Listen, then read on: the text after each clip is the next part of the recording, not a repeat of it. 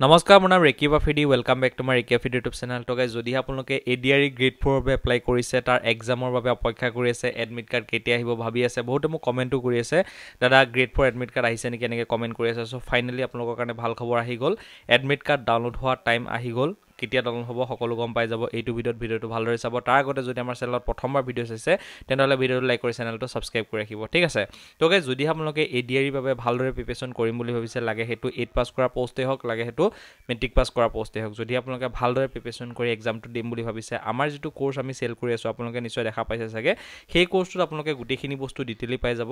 যদি আপোনালোকে এডিআৰই বাবে ভালদৰে প্ৰিপাৰেচন কৰিম বুলি ভাবিছে আমাৰ যেটো কোৰ্স আমি সেল কৰি আছো নিশ্চয় আপোনালোকে দেখিছে চাগে সেই কোৰ্সটো আপোনালোকে বাই কৰিব পাৰে প্ৰথম কথা হল সেই কোৰ্সটো বাই কৰিলে আপুনি বেলেগকে কিতাপ কিনাৰ প্ৰয়োজন নাই আৰু সেই কোৰ্সটোত অসমীয়া আৰু ইংলিশ দুইটা ল্যাঙ্গুৱেজত আপোনালোকে পাই যাব আৰু সেই কোৰ্সটোত প্ৰতিটো সাবজেক্টৰ এখন কনসেপ্ট ক্লিয়াৰ ই-বুক থাকিব প্ৰতিটো সাবজেক্টৰ এখন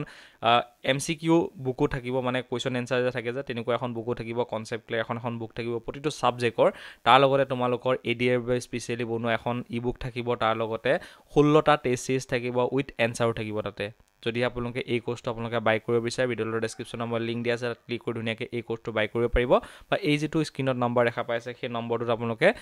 কল কৰিব পাৰে বা WhatsAppত SMS কৰিব আপোনালোকক নিশ্চয় এই কোৰ্সটো দিয়া হ'ব যিখন এডমিট কাৰ্ড ডাউনলোড হোৱা যিখন নটিছখন এতিয়ালৈকে অফিচিয়েল সাইটত তেওঁলোকে আপলোড কৰা নাই যদি আমি ইয়াতে ৰিফ্ৰেশ কৰি দেখাও আপোনালোকে দেখিবলৈ পাইছে ইয়াতে কোনো ধৰণৰ অফিচিয়েল নটিছ এতিয়ালৈকে তেওঁলোকে আপলোড কৰা নাই কিন্তু মই আপোনালোকক দেখাই দিছো ইয়াতে চাওক এইখন হৈছে নটিছখন মই অলপ আপোনালোকক জুম কৰি দেখাই দিও তো এইখন নিশ্চয় আপোনালোকে দেখিবলৈ পাইছে এইখন হৈছে নটিছখন যিখন আপোনালোকক গ্ৰেড 4 এক্সামৰ কাৰণে কোৱা হৈছে যত আমাৰ 27 অক্টোবৰ 2024 ত আমাৰ এই এক্সামটো অনুষ্ঠিত হ'ব আৰু দুইটাকৈ বেলেগ বেলেগকে এডমিট কাৰ্ড নাহে একেলগে এডমিট কাৰ্ড আহিব ঠিক আছে আৰু এডমিট কাৰ্ডখন মুকলি কৰিব 15 অক্টোবৰ 2024 ত আপোনালোকৰ এডমিট কাৰ্ডখন মুকলি কৰিব 15 অক্টোবৰ 2024 ৰ 11:30 ত আপোনালোকৰ এডমিট কাৰ্ডখন মুকলি কৰি দিব তেওঁলোকে ঠিক আছে আৰু এডমিট কাৰ্ডখন যেতিয়া তেওঁলোকে মুকলি কৰিব আমাৰ যেটো অফিচিয়েল ওয়েবসাইট আছে তাতে আপোনালোকে ইজিলি পাই যাব indiafastjobler.com আপোনালোকে গুগলত সাৰ্চ কৰিলে হৈ যাব এনেকৈ ওপেন হৈ যাব ইয়াতে আমি অলপ তললৈ স্ক্ৰল কৰিছো এডিআৰই এডমিট কাৰ্ড ইয়াতে দেখিব পাইছে ইয়াতে ক্লিক কৰিছো ক্লিক কৰাৰ লগত ওপেন হৈ গল ওপেন হোৱাৰ পিছত অলপ আমি তললৈ স্ক্ৰল কৰো এই পোষ্টৰ বিষয়ে যদি আপোনালোকে কিবা জানিব বিচাৰে ইয়াতে আপোনালোকে চাব পাৰিব ইয়াতে কিমান ক্যান্ডিডেটে এবাৰ এক্সাম দিব ইয়াতে আপোনালোকে দেখিবলৈ পাইছে চাওক ইয়াতে 8 পাস কৰা পোষ্টত প্ৰায় 5,52,000 দুজন ক্যান্ডিডেট এক্সাম দিব আৰু মেট্ৰিক পাস কৰা পোষ্টত প্ৰায় 11 লাখ সৰি এটো নহয় মেট্ৰিক পাস কৰা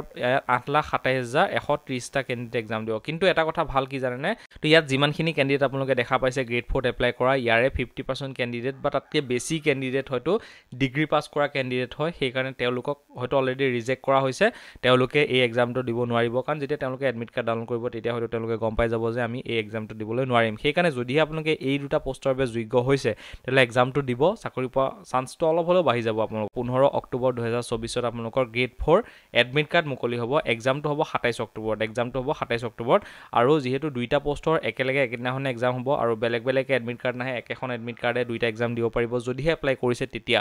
যদি আপোনালোকে যিকোনো এটাত এপ্লাই কৰিছে তেনলে হেতু পোষ্টৰ এক্সামটো আপোনালোকে দিব পাৰিব ঠিক আছে মানে এখন এডমিট কাৰ্ডে আহিব দুইটা পোষ্টৰ বাবে ঠিক আছে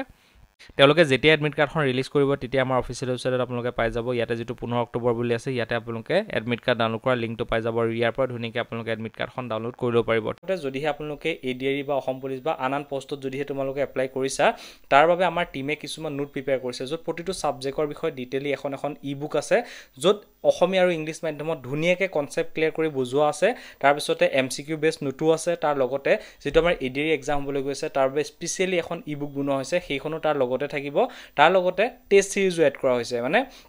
যেটো এক্সাম হ'বলৈ গৈছে সেই এক্সামত কেনেকৈ প্ৰশ্নখন আহিব কেনেকুৱা প্ৰশ্ন আহিব পাৰে হেনেকুৱাকে 16টা টেষ্ট সিৰিজ এড কৰা হৈছে সেই গুটেকিটা টেষ্ট সিৰিজ ইয়াতে এড কৰা হৈছে এই গুটেখিনি একলগ কৰি এটা কোৰ্স হিচাপে তোমালোকক দিয়া হৈছে বেলেগে অকল টেষ্ট সিৰিজটো 400-500 তাত থেকে বেছি কৈও সেল কৰি আছে কিন্তু আমি এই গুটেখিনি মানে সাবজেক্ট ওয়াইজ নোট প্ৰত্যেকটো সাবজেক্টৰ এখন ই-বুক এডিআৰই বুক তাৰ লগতে টেষ্ট সিৰিজ সেই গুটেখিনি মিলাই 499 ত কেৱল আপোনালোকক দি আছো তো যদি বাই কৰিব বিচাৰে ভিডিওৰ ডেসক্ৰিপচনত মই লিংকটো দি দিছো তাত ক্লিক কৰি তোমালোকে এই বুকখন বাই কৰিব পাৰিবা তো এইখন এখন ই-বুক হয় পিডিএফ ফৰমেটত তোমালোকে পাবা কিন্তু এইখন ফিজিক্যাল বুক নহয় মই তোমালোকক আগতে কৰিছো প্ৰবলেম নাই ইয়াতে ধুনিয়াকৈ আপোনালোকে পাই যাব আপোনালোকৰ ইমেইলত লিংক যাব যদিহে আপোনালোকে ৰিস্ক ল'ব নিবিচাৰে আমাৰ যেটো WhatsAppৰ